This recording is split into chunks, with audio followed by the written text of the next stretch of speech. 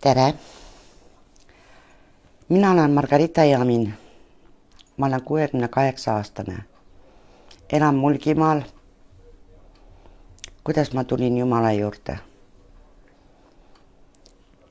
Mind lapsena juba miski asi tõmbas sinna kuskile. Ja minu elu on olnud väga keeruline. Ma olen mitu korda abielus olnud. Jumal on mind hoidnud.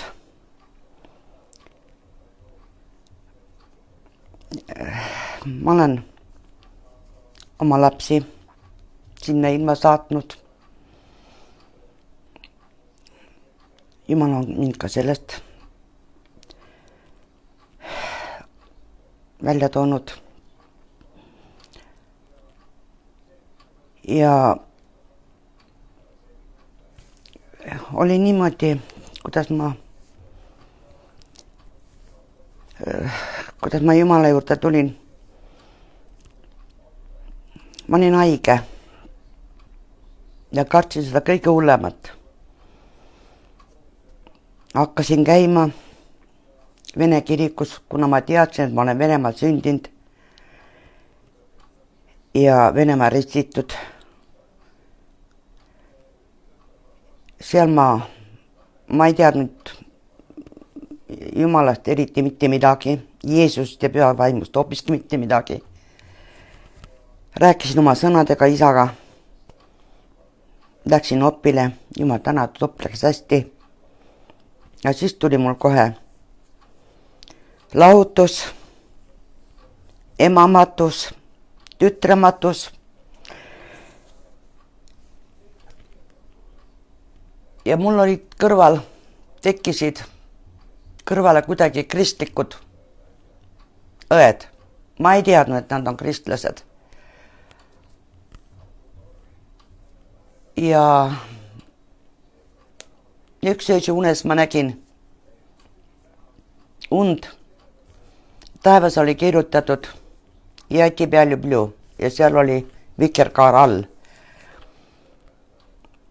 Mina mõtlesin, et minu eks tahab minuga leppida, kuna tema oli venelane. Ja helistasin ühele naisele, kes soovitas mul lugeda uut testamenti ja seda kohta. Ja siis ma sain teada, et see on taevas ja kes mind kutsub, aga ma ei teadnud edasi, mida teha. Siis läksid aastad. Minu naabrinaine töötasime koos lasteaias, tema oli õpetaja, mina olin õpetaja abi. Kutsus mind Olevistesse. Ja Olevistes ma sain siis päästetud ja ristitud ja nii ma olen.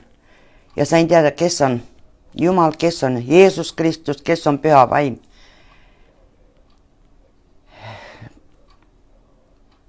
Mismoodi inimestel seletada? See kõik on päris.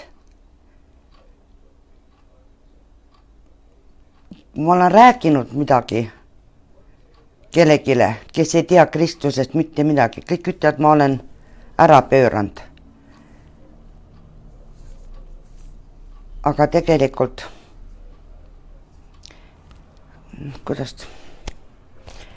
et kui inimene saaks teada ja usuks seda, et tõesti see on tõsi, siis tema elu muutub hoopis teistmoodi. Sa oled rahulik, sa oled õnnelik, sul on sõbrad, kellega saad rääkida kõigest. Sul ei ole vaja häbeneda midagi. Kõik sinu patud ja kõik, mida sa teed halvasti, sa võid rääkida, mitte keegi ei halvusta sind, mitte keegi ei kritiseeri sind.